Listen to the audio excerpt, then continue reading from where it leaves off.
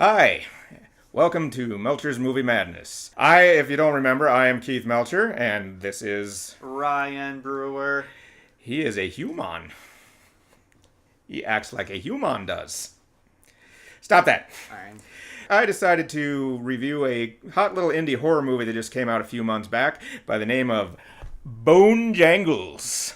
Now, I gotta tell you about the guy who plays Bone Jangles in this. He has got to be one of the best up-and-coming actors I have seen in a horror movie in quite some time. Wouldn't you agree? Aren't you in this? Oh, yeah. How about that? Yeah. Well, at least let me tell you about the writing in the movie. Let me tell you, this movie will tickle your funny bone like few movies have done before. Right, Ryan? Aren't you the writer? Huh?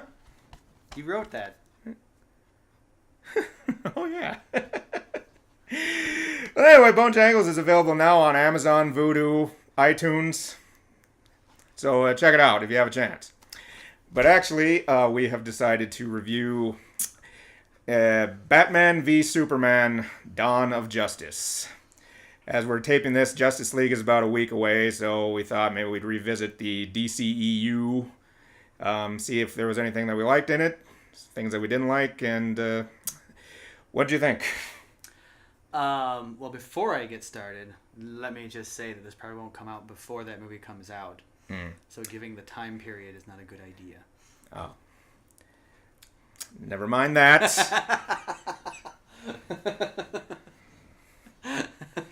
I mean, it would be fine if it did come out in time, but maybe it'll be out on DVD by the time that this review's up. So Yeah, no, it'll go up before that.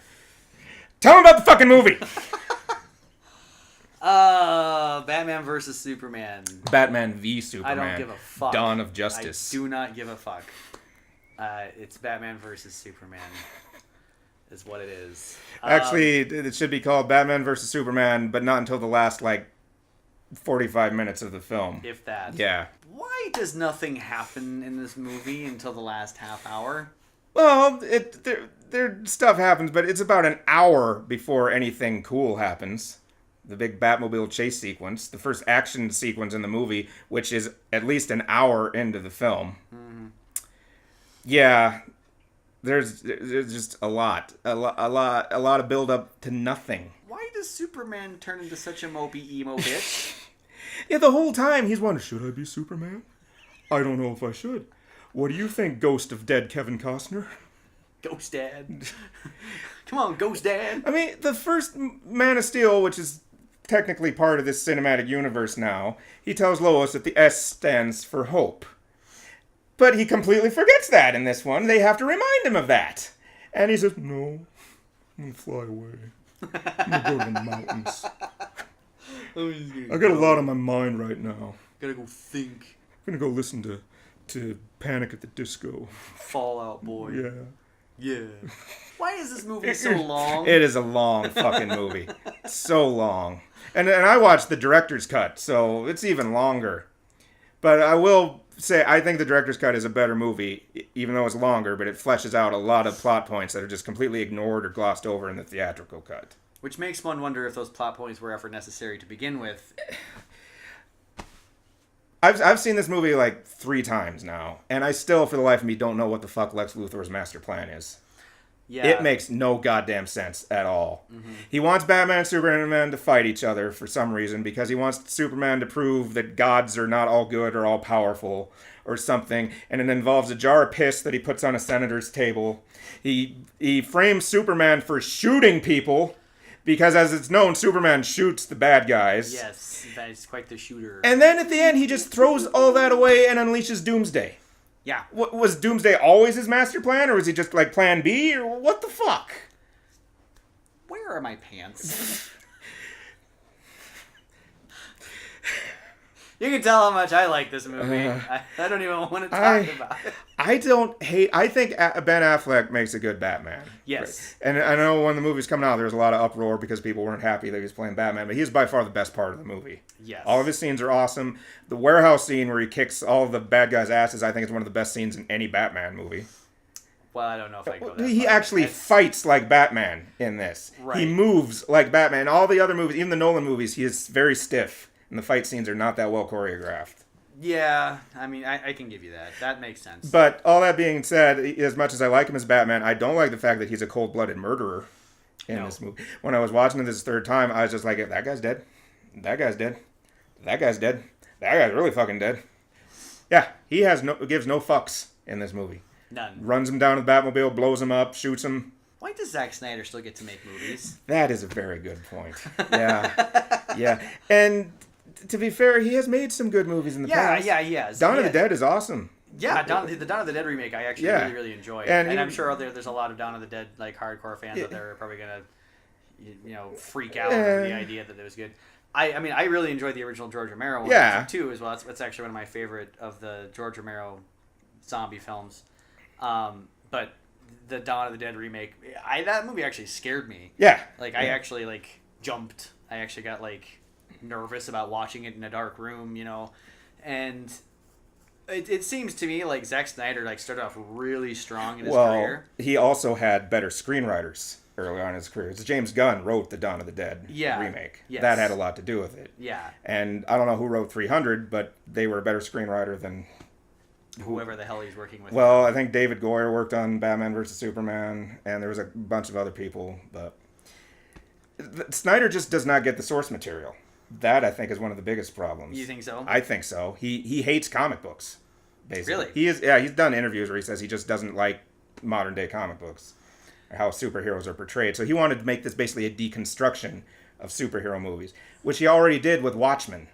Yeah. And it worked for Watchmen, but it doesn't work for Batman vs. Superman. Yeah, if you're going to keep doing that with all the movies, if you're just going to, shit on everybody's favorite, characters just because you don't like modern comics, well, you're going to piss people off. So because of that, we have a cold-blooded killer in Batman and a mopey emo bitch in Superman.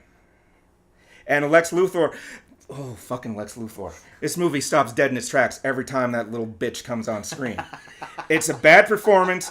It's badly written. It's just bad overall. And I really like Jesse Eisenberg. I think he's a great actor, but he was a horrible choice for Lex Luthor. Yeah, I think that probably was. And it's not just they could have put anybody else in that part, and if it had the same script, it still would have sucked.